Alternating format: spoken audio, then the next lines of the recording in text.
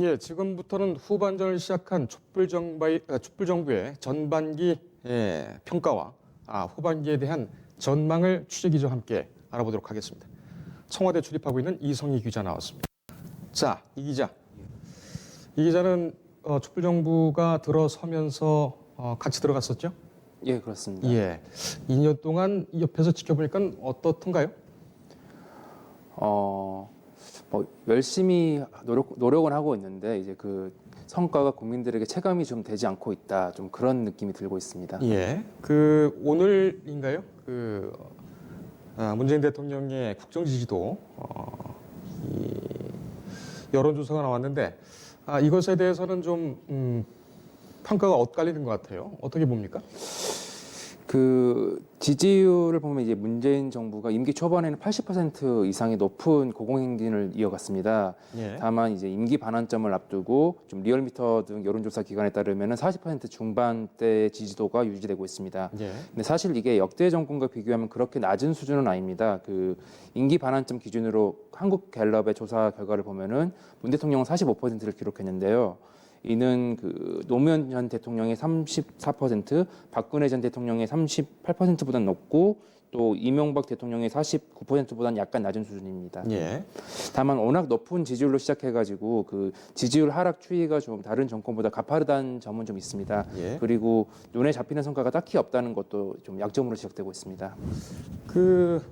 가장 지금까지 공을 들여온 정책은 역시 대북 정책 아니겠습니까? 이것에 대해서는 어떻게 판단하고 있습니까? 그러니까 2017년 그 당시 상황을 좀 돌이켜볼 필요가 있어 보이는데요. 당시 그 남북 관계가 경색되고 북한은 그 핵실험과 장거리 미사일, ICBM 실험을 계속하면서 긴장을 많이 만들고 있었습니다. 그래서 예. 미국에서는 북폭론 그런 이야기도 있었고 전쟁 일촉즉발이라는 그런 위기 상황도 있었는데 그 문 대통령이 취임하고 좀 상황이 많이 바뀌었죠. 그래서 지금은 좀 북미 관계가 잘 안 풀리고 있다. 그런 견해도 있지만 북한과 미국이 서로 대화 상대로 인정하고 이야기를 하고 있으며 예. 또 북한도 핵실험은 안 하고 있고 그 미사일 실험도 지금 단거리 미사일 위주로 그 약간 좀 톤 조절을 하고 있기 때문에 상황은 많이 괜찮아진 것 같습니다. 다만 국민들 기대감은 좀 더 속도감 있게 가는 걸 원하기 때문에 약간 거기서 그 온도차가 있는 것 같습니다. 예. 대북 문제와 북한과 미국 이 부분 같은 경우에는 도널드 트럼프 미국 대통령의 어떤 현 상황 그리고 미중 무역 갈등 또 우리나라와 일본의 그 경제 분쟁 이런 여러 가지 국제적인 사정이 이게 겹치면서 좀 성과를 내지 못하고 있습니다만 분명히 진일보했다는 것은 평가를 좀 받아야 될 것 같아요. 예, 어제는 일요일이었지만은 그 노영민 청와대 비서실장하고 또 여러 사람들이 모여서 같이 후반기에 대한 또 전반기에 대한 얘기도 나눴었고 대통령이 또 관저로 오당 대표를 불렀죠. 예. 고성 얘기도 나오고 좀 그랬었는데 종합적으로 어떤 일이 있었는지 좀 설명을 해주시죠. 예, 그 문 대통령은 어제 그 여야 5당 그 대표들을 관저로 초청해가지고 약 오후 6시부터 2시간 40분 동안 만찬을 함께 했습니다. 그 문 예. 대통령이 취임 후 여야 대표를 청와대로 초청한 거는 이번이 5번째인데 그 관저는 사실 사적 공간이기 때문에 공개가 잘 안 되는 곳입니다. 그런데 그런 곳에 초청을 해가지고 막걸리와 돼지갈비를 함께 했다고 합니다. 예. 막걸리는 무슨 막걸리 먹었다고 합니까? 그 손학규 대표가 추천한 정읍 지역 그 막걸리라고 하는데 예. 그 상표는 간접 광고가 될 수 있으니까 예. 그렇군요. 따로 검색해 보시는 게. 예. 막걸리와 돼지갈비구이였다. 예. 돼지갈비는 그 돼지열병 관련해서 국민들의 그 돼지 소비를 좀 장려하는 차원에서 예. 돼지갈비가 선정됐다고 합니다. 그렇군요. 지금 한 33일째인가 소강 상태이기 때문에 일단은 지금 물러간 것이 아니냐 돼지열병 같은 경우에는 그런 평가도 나오고 있습니다만 어쨌든 돼지갈비와 막걸리 분위기는 어땠습니까? 그 참석자들이 이제 끝나고 나서 청와대는 공식 브리핑을 안 했지만 참석자들이 끝나고 나서 기자회견을 하든지 그렇게 좀 밝혔는데 그 문 대통령과 여야 대표는 원탁 테이블에 앉아가지고 막걸리 3-4병을 함께 나눠 마시며 부드러운 분위기로 그 정치, 경제, 노동, 외교, 통일 다양한 분야를 논의했다고 합니다. 예. 특히 문 대통령이 여야정 상설협의체를 좀 같이 복원해서 여야 협치를 하자 그렇게 제안을 하니까 그 황교안 대표를 비롯한 여야 대표들도 다 긍정적인 반응을 보였다고 합니다. 예. 한 뭐 서너 잔씩은 마시는 것 같군요.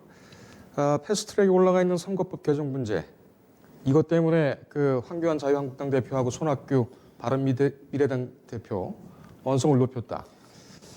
어떻게 된 겁니까?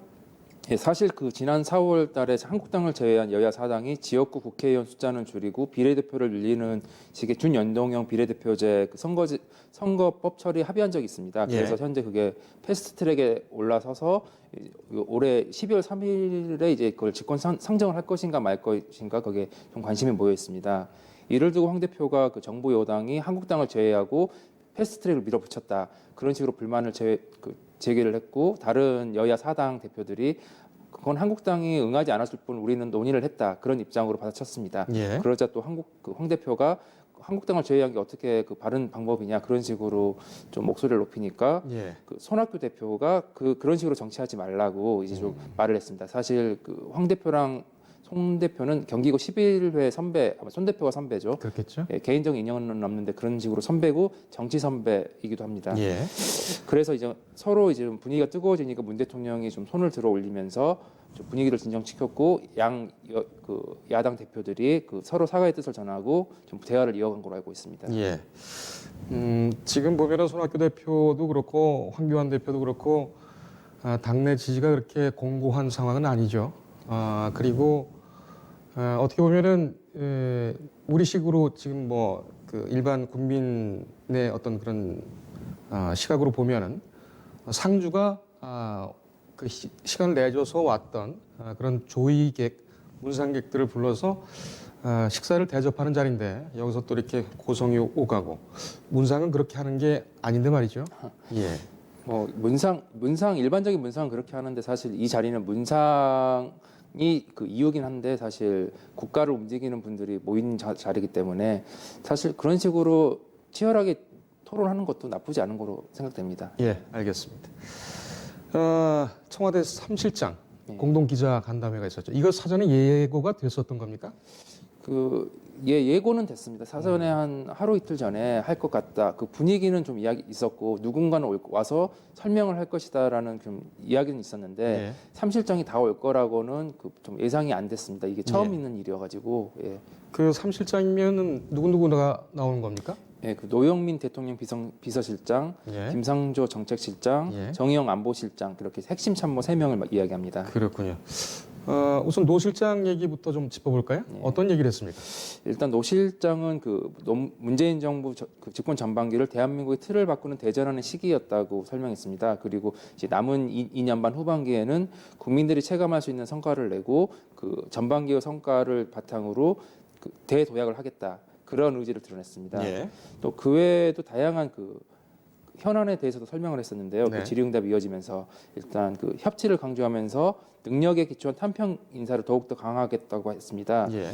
또 청와대 인사들 중에 내년도 청와대 인사라든지 정부 인사라든지 내년 총선이 있으니까 그 앞두고 나가고 싶어 하시는 분들 또 당에서 요청을 하시는 분들은 나갈 수 있도록 하겠다. 곧 연말 연초에 청와대 개편과 그 정부 개각이 있을 거다. 그렇게 예고를 한 셈입니다. 예. 김성식 바른미래당 의원 그리고 이종훈 전 새누리당 의원 입각을 제안했다. 문재인 대통령이 아우르는 포용 정치를 하겠다라는 일단은 그 긍정적인 신호로 보이는데 국회에서는 어떤 반응입니까? 일단 이게 6일 작년 지방선거 이후에 있었던 일이라고 합니다. 예. 사실 그분들이 언급된 분들이 유승민계로 좀 분류가 되는 분들인데 예. 어떤 의미로서는 탄핵이 이루어졌던 게 사실 한국당 친박이 있었고 비박이 있지 않았습니까? 예. 그 비박들도 이제 그 정권 운영 쪽에 포함을 시켜가지고 함께 좀 크게 가겠다, 좀 그런 의도가 있었던 것 같은데 그쪽에서는 사실 받기에는 좀 쉽지 않은 문제였기 때문에 그렇겠죠.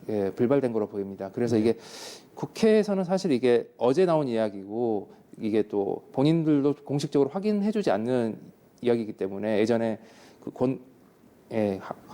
확인 안 해주는 이야기이기 때문에 사실 딱히 반응이 있다고 보긴 좀 그렇습니다. 예. 오늘 조간에는 시각에 따라서는 탄핵연대를 형성해서 반문연대하고 맞서기 위해서 했던 공작이 아니냐 이렇게 폄하하는 논조도 좀 있었죠. 그 시점이 다르니까요. 시점이 지방선거 끝나고 나서 그때 당시 압승을 하지 않았습니까? 여권이. 그래서 그 기세를 이어서 대한민국을 한번 크게 뭔가 여야 협치로 끌고 가겠다. 예. 그런 의도가 있기 때문에 약간 반문연대랑은 좀 결이 다른 것 같습니다. 알겠습니다. 이거는 왜 지금 얘기가 나온 겁니까?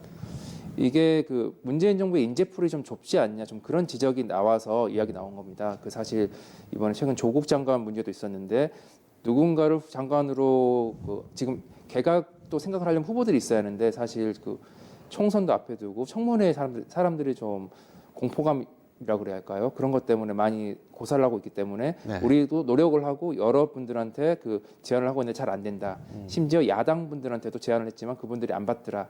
그런 설명을 하는 과정에서 이야기가 나왔습니다. 그러면은 김성식 의원이나 이종훈 전 의원에게 입각을 제안했다는 것이 청와대 쪽에서 나온 얘기입니까?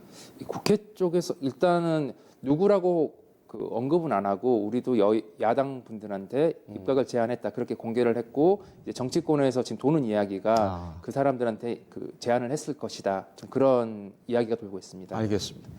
한 2분 정도 남았는데 한 1분 정도 걸쳐서 김상조 정책실장 어떤 얘기를 했는지 전해주시죠. 예, 김 실장 같은 경우는 지금 당장 어렵다고 해서 낡은 과거의 모델로 되돌아가는 건 쉽지 않다면서 경제 패러다임 전환은 반드시 가야 한다고 지금 현재의 정책 기조를 이어갈 의지를 밝혔습니다. 예. 또 현안 관련해서는 부동산 정책과 타다 그 논란에 대해서 이야기했는데요. 부동산과 관련해서는 정부는 실수요자를 보호하는 세부적 주택 정책을 계속 이어갈 것이다. 특히 그 부동산 과열 조짐 같은 경우 그 보이는 곳에는 그 뭐랄까 자금 조달도 좀 조사를 할 것이고 또 대출 규제, 세제 등 다양한 정책을 동원해서 부동산 과열을 막을 것이다. 그런 의지를 보였습니다. 그렇군요. 예, 타다 논란 같은 경우는 혁신 성장을 좀 강조하긴 했는데 그래도 혁신의 과정에서 피해를 입는 그 계층에는 좀 뭔가 배려를 해줘야 한다. 그런 식의 입장을 밝혔습니다. 알겠습니다. 정의용 안보 실장도 중요한 얘기를 했죠. 예, 정 실장은 이제 2017년 이전 상황으로 돌아가지 않도록 관리를 하겠다. 특히 북미 비핵화 협상을 견인하기 위해서 한미 관계를 더 끈끈이 가져가겠다. 그런 이야기를 했습니다. 예. 또 그 현안이죠. 이제 22일 종료되는 그 지소미아, 한일 지소미아 같은 경우는 이제 한일 관계가 잘못된 지금 현재 잘 안 되고 있는 원인은 일본이 먼저 안보상의 이유를 들어 수출 규제를 먼저 했기 때문에 그거를 처리하지 않는 이상 그걸 처리한다면은 이제 좀 지소미아 연장을 재검토할 수 있다. 그런 원칙을 재확인했고 또 그 북미 정상회담 가능성은 이제 북미 실무 협상이 좀 제대로 돼야 한다. 예. 그리고 지금 현재 시간이 좀 없긴 한데 그래서 시간이 좀 없기 때문에 연말이라고 지금 박지 않았습니까 북한이. 그래서 그거에 대해서도 비상계획 같은 거를 좀 만들어 놓고 미국과 꾸준히 대화하고 있다. 그렇게 밝혔습니다. 알겠습니다. 오늘 19일 밤 8시에 MBC를 통해서 문재인 대통령이 국민들과 100분 토론을 합니까? 예, 이게 국민이 묻는다. 2019 국민과의 대화라는 제목으로 이제 100분간 진행됩니다. 그 사전 시나리오 없이 문 대통령이 국민들과 직접 마주 앉아서 그 어떤 주제도 없이 그냥 계속 질문을 받고 대답하는 그런 형식으로 진행됩니다. 예. 또 현장에 한 300명 정도 현재 신청을 받고 있는데요. 현장에 못 가신다 하더라도 그 생중계 인터넷으로 그거를 메시지를 하면은 현장에서 바로 그거를 또 알려줄 수도 있다고 그런 걸로 알고 있습니다. 예, 역대 대통령이 어느 누구도 시도하지 않은 그런 소통 방식이 되어 있군요. 여기까지입니까? 예, 고맙습니다. 예, 감사합니다. 수고했습니다. 예.